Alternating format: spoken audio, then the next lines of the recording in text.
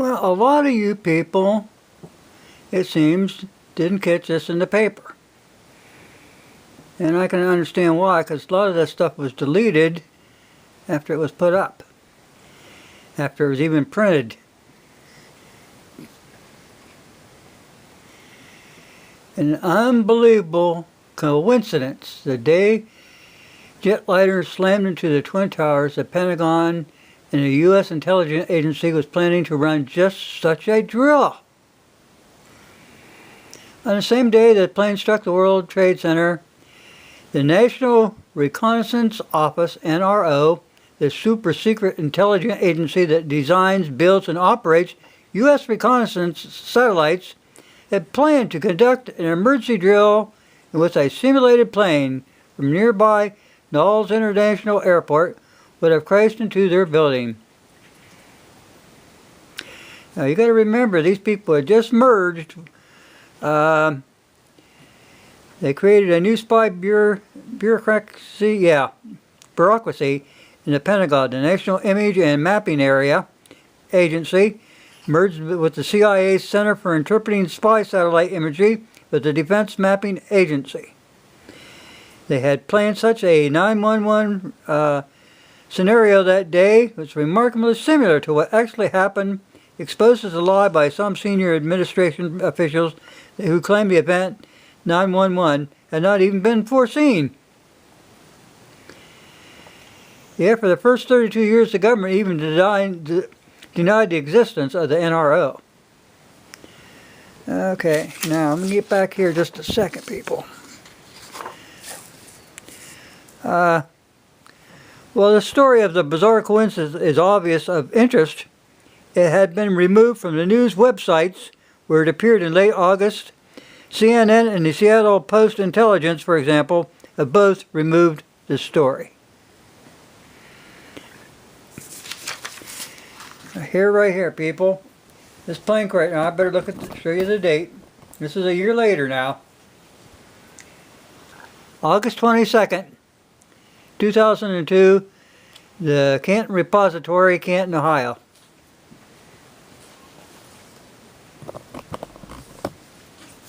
See?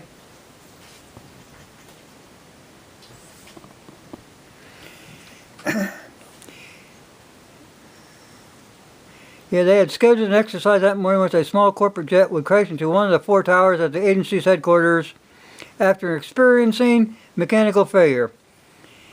Okay, they're about 4 miles away from the runway at Dulles International Airport. They came up with this test to respond to a disaster. The actual plane was to be involved to simulate the damage from the crash. Some stairwells and exits were to be closed off, forcing employees to find other ways to evacuate the building. Terrorism was to play no part in the exercise. But adding to the coincidence, American Flight 77, the Boeing 767 that was hijacked and crashed into the Pentagon, took off from Dulles at 8:10 a.m. on September 11th, 50 minutes before the exercise was to begin. It struck the Pentagon around 9:40 a.m., killing 64 on board the plane and 125 on the ground. Now let me point out something, people. You got the CIA, whose playground is in Florida. Those so-called hijackers were trained to fly planes down there in Florida. The CIA, them people had to know, or they were behind this. Well, why would you say somebody's behind that? Well, it's like this, people. Go back in the 60s, like 61, somewhere around in there. Operation Northwoods. American people were going to kill Americans on this soil, dressed in Cuban fatigues, and cause all kind of turmoil and chaos down there, so that we'd have to go after Castro. They had no qualms about killing American people. They didn't then, they don't now. Let's go over here for a second. I want you to look at that airplane. Now, why wasn't there, there should have been wheels and wings and all this kind of stuff from that jet. You can see the nose if it was superimposed inside that hole, you can only get the nose of the plane in there. Nothing else. The fuselage and the wings would remain outside. So would everything else. There'd be all kind of bodies in that plane. It don't make sense. Another false flag for America, like Operation Northwoods. Wake up. Oh yeah, man, we were there at 911 when we seen them planes crash into it. Do you know what your eyes did see? Huh? I mean, you could have seen spaceships for all you know. All the confusion and stuff, I don't buy it. You can superimpose anything into a camera. Get it down, get that part straightened up.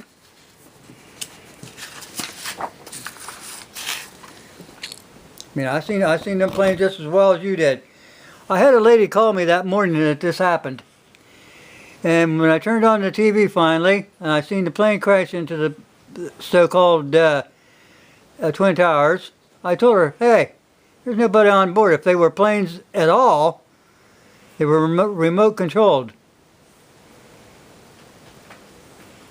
It's funny, after they were going through all that debris down below, they only found those passports and stuff from those so-called Afghan people that crashed into the building. Yeah, they found all kind of them. Not much for the Americans, though. Yeah, trust nothing, people. Have you seen this? Once again, I'll show you the date.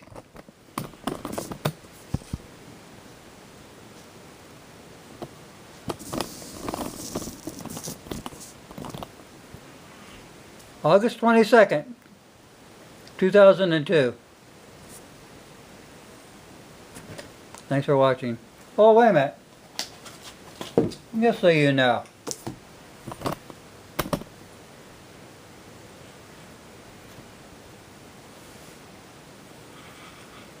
The big lie.